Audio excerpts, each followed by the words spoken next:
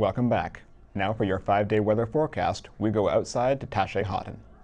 You might be needing your sweaters, fall jackets, or scarves for this week. Starting tomorrow, you'll be seeing some sunshine. Now here is your complete 5-day weather forecast. Today, it will be mainly cloudy with a high of 21 and a low of 7. Thursday will bring a lot of sunshine with a high of 17 and a low of 7.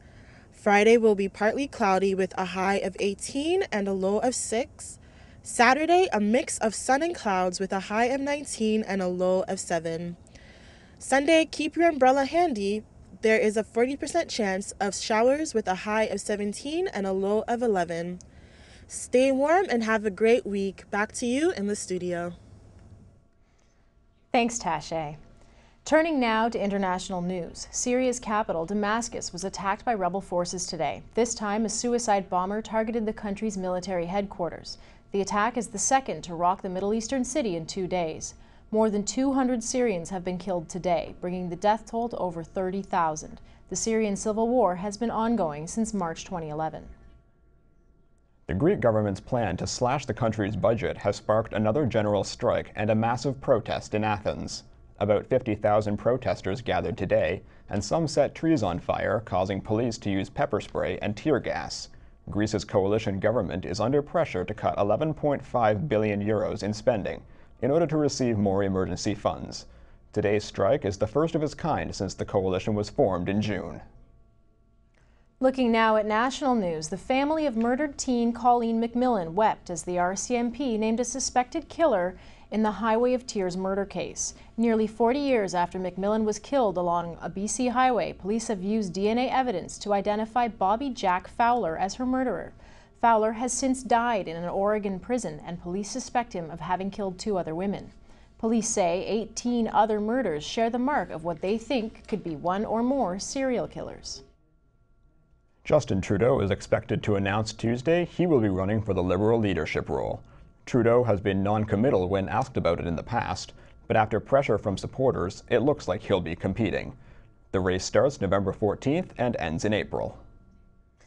The federal government is introducing a ban on the key ingredient in the highly addictive street drug known as bath salts. Canada's health minister says it is now illegal to possess, traffic, import, or export the MPDV ingredient. It will be treated like heroin and cocaine under Canada's Controlled Drugs and Substances Act. Use of the bath salts drug can reportedly lead to cases of paranoia, violent behavior, and hallucinations. The ban is supposed to help law enforcement fight its spread. A representative of the Canadian Swine Exporters Association says news of a potential bacon shortage here is hogwash. In Britain, a report from the National Pig Association warns there might be a worldwide bacon shortage next year. Farmers there say they are forced to cull their herds because drought caused higher feed prices. However, the swine exporting group says Canadians export more meat than they can consume. And now with your sports news, here's Elton Hobson.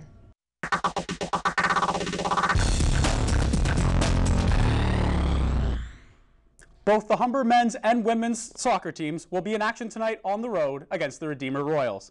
The women's team is coming off an impressive 5-1 domination of the Lambton Lions this Saturday. The defending OCAA champions have had an impressive start to their season, going undefeated and averaging 4 goals per game. The men's team will look to rebound from their first loss of the season. The team dropped last weekend's game to St. Clair College 1-0. The Hawks are 3-1 on their season so far. The Humber men's volleyball team is also in action tonight and will host crosstown rivals York University in an exhibition matchup. The reigning CCAA volleyball national champions will be looking to get off on the right foot in their preseason tune-up. The game tips off at 8 p.m. at the North Campus gym. The Atlanta Braves clinched the wild card spot in dramatic fashion last night as they beat the Miami Marlins 4-3. The Braves were down 3-2 when Freddie Freeman stepped up to the plate in the bottom of the ninth. Freeman hit a 2-run dinger to give Atlanta the win. The win put them back into the postseason for the first time since 2010. Let's take a look at the wild card standings. With the win, Atlanta clinched the first of 2 wild card spots in the National League. St. Louis sits comfortably in second with a 4.5-game lead on the Brewers and Dodgers.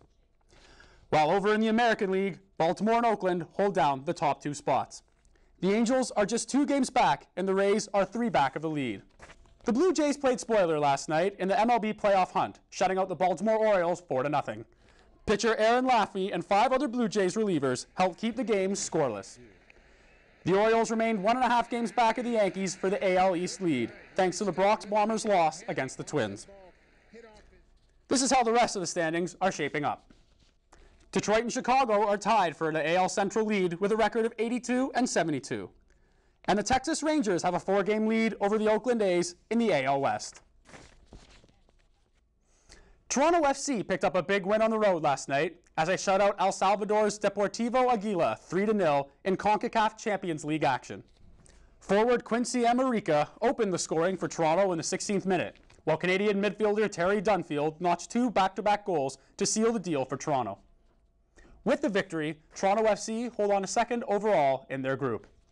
TFC faces off with first place Santos Laguna on October 24th and will need to win by 2 goals to advance to the CONCACAF Champions League quarterfinals. That's it for sports. Back to you at the desk. Thanks, Elton. After the break, we'll get the latest in entertainment from Ni Too Thind. Later in entertainment news, the latest celeb kicked off of Dancing with the Stars, and Lady Gaga starts a revolution.